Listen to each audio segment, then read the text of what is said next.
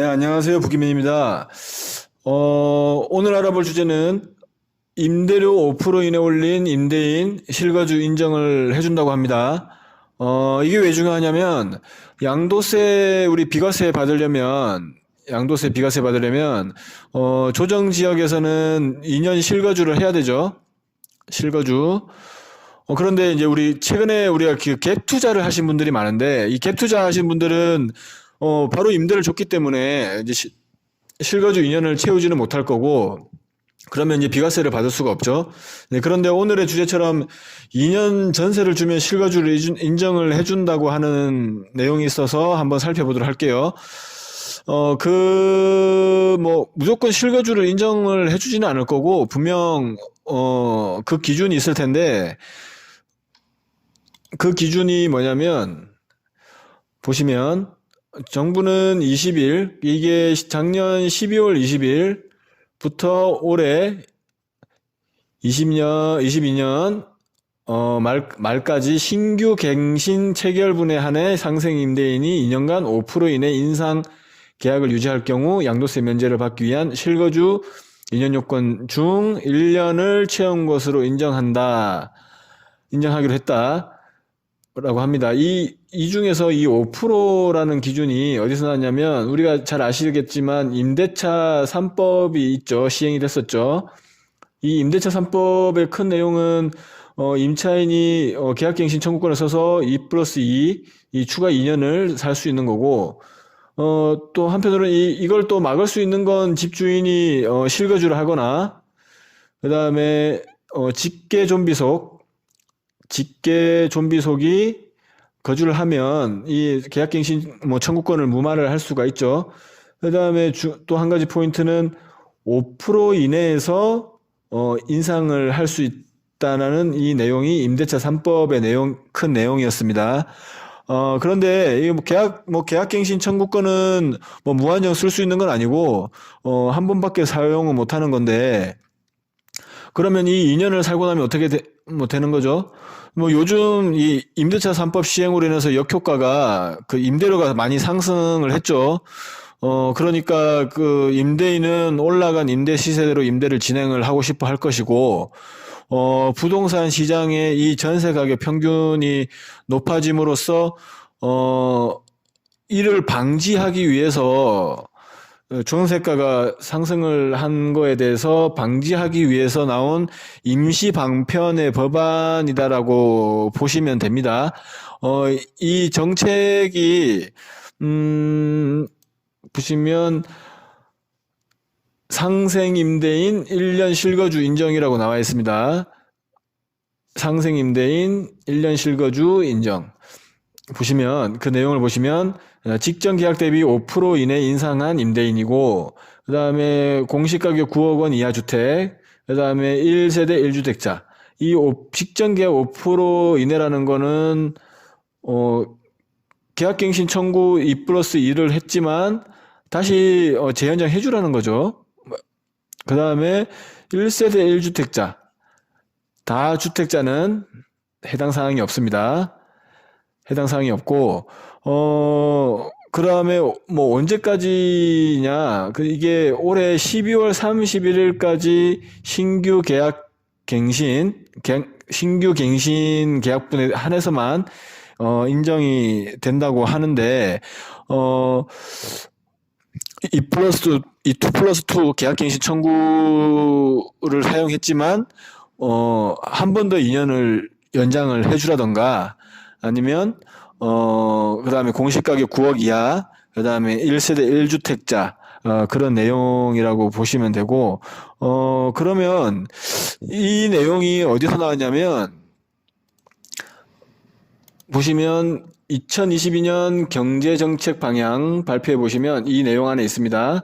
이 내용 안에 있는데, 더 상세한 내용을 보시면, 여기 보시면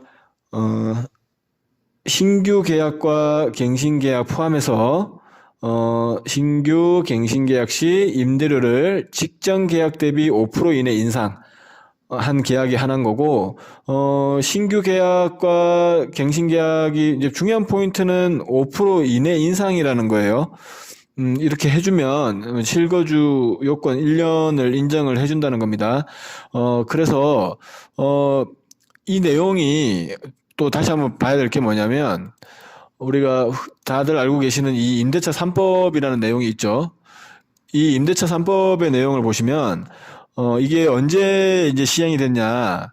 시행된 건 보시면 2020년 7월 30일 국회를 통과해서 바로 다음 날, 이런 경우가 드물죠. 바로 다음 날 통과를 했습니다. 통과를 하면서 이 임대차 3법의 요지가 뭐였냐면, 우리가 이제 아시겠지만, 이제 계약갱신 청구를 해서, 2년, 이 2 플러스 2, 그 다음에 이 2년 뒤에는, 자유롭게, 임대인이 자유롭게 시세에 맞춰 임대료를 올릴 수 있는 내용이었고, 그렇게 됨으로써 이게 2022년 7월 30일이 이 2년이 되는 해죠. 그러다 보니까 이 2년 갱신을 해서 살고 있는 임차인도 이제 더 이상 이제 갱신권을 사용할 수가 없어서, 올라간 전세값에 이제 살아야 되는 경우가 이제 많이 생겼죠. 그러면, 전세값이 도대체 뭐 얼마나 올랐느냐, 그걸 한번 봐드리면, 여기 보시면, 저기 서울시 송파구 잠실에 있는 이제 트리즘이라는 아파트인데요. 여기 보시면, 전세가 쭉 평균 한 7억, 한 8억대, 7억 중반 8억대 오다가, 임대차 3법이 시행된 7월을 보시면 8억 갑자기 올라갔다가 뭐 9억, 거의 근 10억, 최근 걸 보시면 이제 11억 8천까지 갔죠. 여기 내용을 보시면,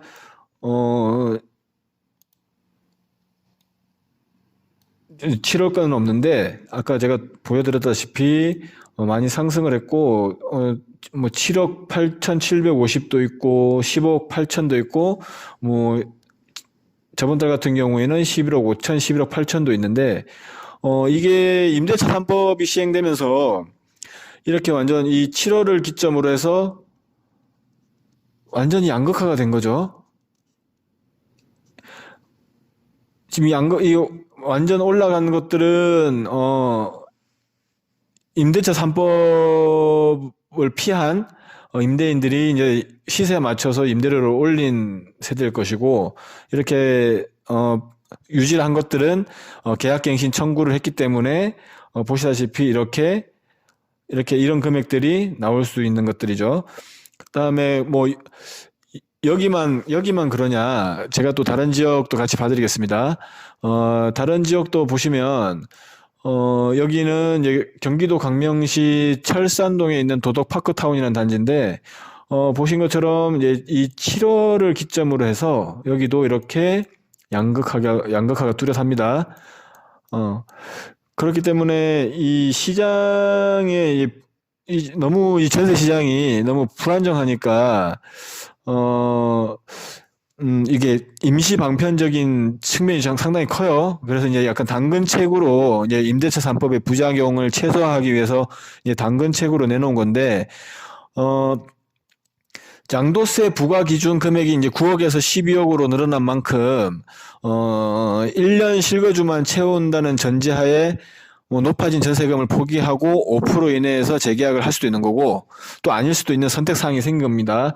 보신 것처럼, 공시 가격이 보통 이렇게 뭐 9억 이하니까, 임대인 입장, 뭐, 임대인은 또 매도인이 될 수도 있는 거니까, 그 임대인 입장에서는 선택사항이 생긴 거죠. 간혹 이 부동산 커뮤니티 글을 보면 임대료 5% 이내 올리는 것과 양도세 비과세가 무슨 상관이냐라는 식의 부정적 견해도 있고, 뭐 별 실효성이 없다는 반응들도 있는데, 정책적 효과가 얼마나 있을지는 모르겠습니다. 다만, 현장에 있는 제 기준으로 봤을 때는, 실상 그 현장에서 봤을 때는 임대인들의 선택의 폭이 그만큼 생긴 거니까 유의미한 법안이라고 생각이 되고, 이 새해가 됐으니까 여러 정책들이 발표될 텐데 이제 그때 여러분들의 상황에 맞는 정책이라고 판단되시면 적극적으로 고려해 보시기를 권해 드릴게요. 이상 부동산으로 기쁨 드리는 남자 부기맨이었습니다. 감사합니다.